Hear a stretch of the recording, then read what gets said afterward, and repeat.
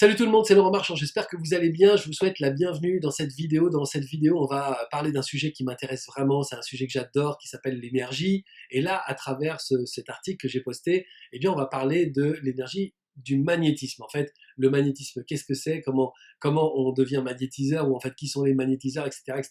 Donc j'aime beaucoup cet article, pour deux raisons. À la fois parce que il y a un parti pris dans cet article que j'aime vraiment beaucoup, je trouve que c'est un parti pris très intelligent si on veut faire avancer les choses. Et à côté de ça, il y a encore une transmission, c'est pour ça que je fais cette vidéo, il y a encore une transmission qui est une transmission qui est un peu dépréciante, qui tire encore un peu les choses vers le bas, et puis surtout qui catégorise, qui sépare. Et en fait, la séparation n'est jamais on va dire une réflexion intelligente, parce que évidemment le lecteur va se sentir d'un côté ou de l'autre, et ça c'est absurde, surtout quand on parle de quelque chose comme l'énergie ou le magnétisme. Alors, le postulat, qui est vraiment le truc que je trouve le plus intéressant dans cet article, le postulat, c'est de poser les choses comme étant réelles. Voilà, c'est juste ça. En fait, les détracteurs de l'énergie ou du magnétisme sont des gens qui disent que les magnétiseurs inventent quelque chose et qu'en fait, cette invention, eh ben, ils l'appliquent sur des gogos qui sont en train de faire semblant de se faire soigner.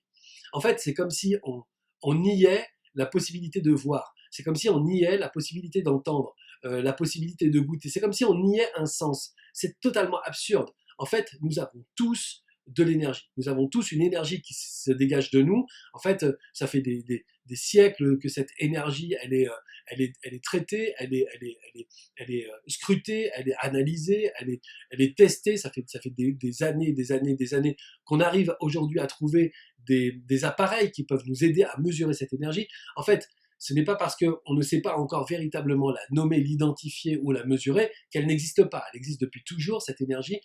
Et c'est ça le postulat que je trouve intéressant. C'est qu'on dit, ok, on part d'un postulat où l'énergie, c'est quelque chose qu'on a tous. Point final. Ça, je trouve ça intéressant parce que ça amène une réflexion plus pointue. Ça amène une réflexion plus intelligente sur l'énergie et sur le magnétisme en général. C'est pas l'idée de savoir est-ce que c'est possible de guérir avec les mains ou est-ce que c'est pas possible, qui va dire qu'en gros l'énergie existe ou l'énergie n'existe pas. On est dans une volonté de séparer et de prendre des parties qui sont juste absurdes. L'énergie, elle est là. Bon, maintenant, comment avec cette énergie on peut faire des choses particulières? Bon, c'est là que je mets des bémols un peu sur cet article-là, c'est que cet article oscille entre deux choses. D'un côté, il dit qu'en fait, tout le monde a de l'énergie et que tout le monde peut travailler cette énergie pour devenir magnétiseur. Et puis d'un autre côté, il y a des phrases qui disent que les gens qui travaillent avec les énergies, donc les énergéticiens et les magnétiseurs sont des gens particuliers qui ont des dons. Voilà, il n'y a pas de dons. Ça, c'est encore quelque chose qui me fonronne.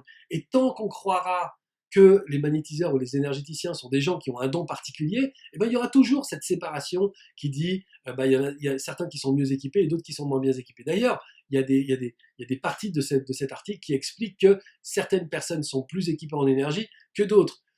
En réalité, nous sommes absolument tous pourvus de cette capacité en énergie, puisque ce n'est pas une capacité, c'est un état. Nous sommes des êtres énergétiques. Et donc, ces êtres énergétiques que nous sommes, eh bien, peuvent faire l'expérience de cette énergie. On sait que nous sommes énergie, on sait que nous sommes pensée, on sait que nous sommes sens, on sait que nous sommes physique, on sait que nous sommes plein de choses. Donc, on peut parfaitement travailler ou explorer une part de nous. Et en fait, la plupart du temps, les gens ont exploré des choses qui n'étaient pas celles de l'énergie. Aujourd'hui, on commence à accepter l'idée que tout le monde puisse explorer la part énergie. Et là, ça devient intéressant. Parce que c'est comme si il y avait une sorte de domaine oublié auquel les gens commencent à comprendre qu'ils ont accès.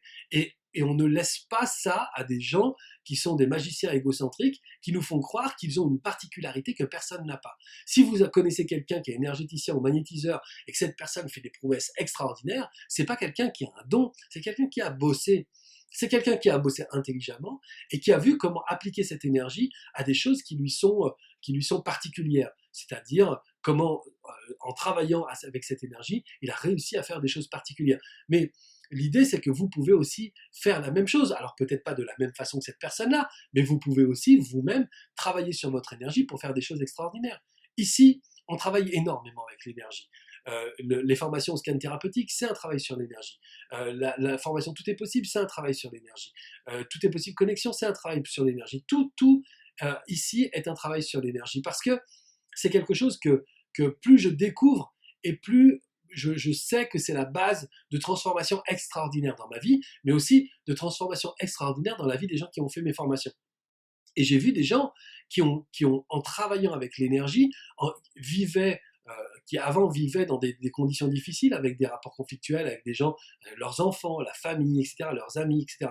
En travaillant sur l'énergie, c'est-à-dire à partir d'eux-mêmes et en bossant sur la connaissance énergétique de soi, ils ont réussi à transformer des relations avec les autres, avec des gens qui étaient même très très loin, des gens qui les appelaient pas, qui ne leur répondaient pas au téléphone, des gens qui étaient vraiment en colère, qui parce qu'ils sentaient qu'il y avait quelque chose de différent, sans pouvoir l'expliquer, mais qui était quelque chose d'énergétique, ces gens-là ont rappelé ces personnes qui travaillaient sur l'énergie. Et en fait, on arrive à faire des choses extraordinaires, à modifier considérablement les relations, ça c'est une évidence, mais aussi les choses autour de nous. C'est-à-dire que lorsqu'on change notre énergie ou lorsqu'on s'intéresse à notre énergie, en fait, on s'intéresse aussi à des opportunités.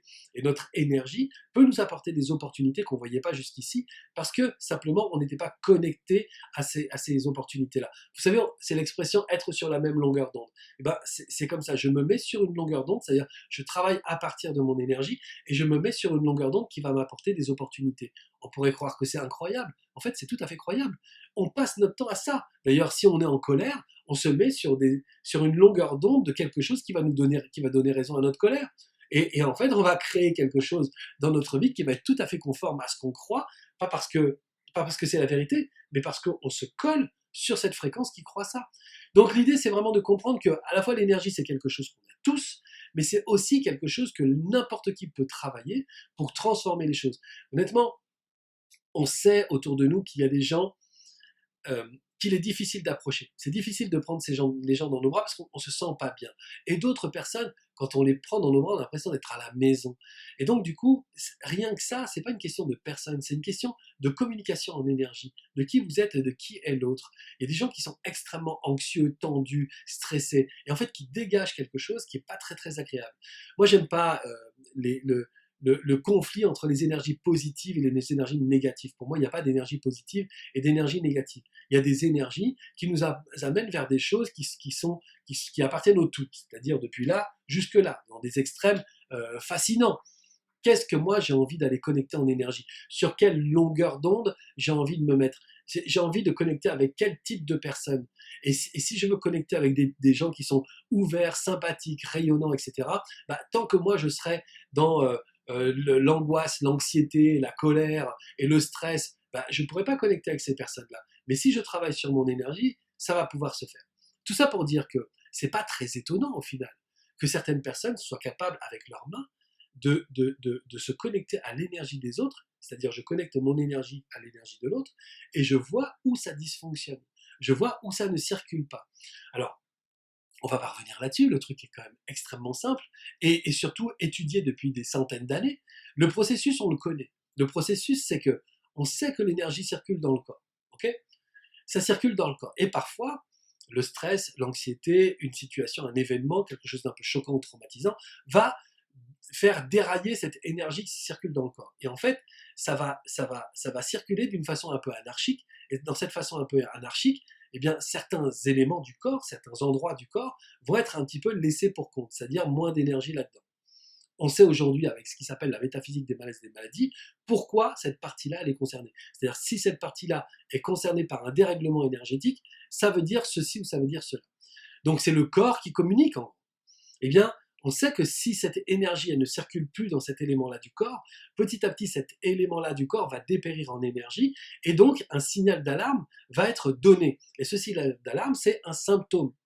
Et le symptôme, c'est quelque chose qui va transformer le corps de manière à ce qu'il y ait un mal, qu'il y ait une rougeur, qu'il y ait quelque chose, une éruption, peu importe, qui va devenir visible pour la personne. Et donc cette personne va pouvoir aller voir un médecin qui va, en théorie, soigner le symptôme et refaire circuler l'énergie.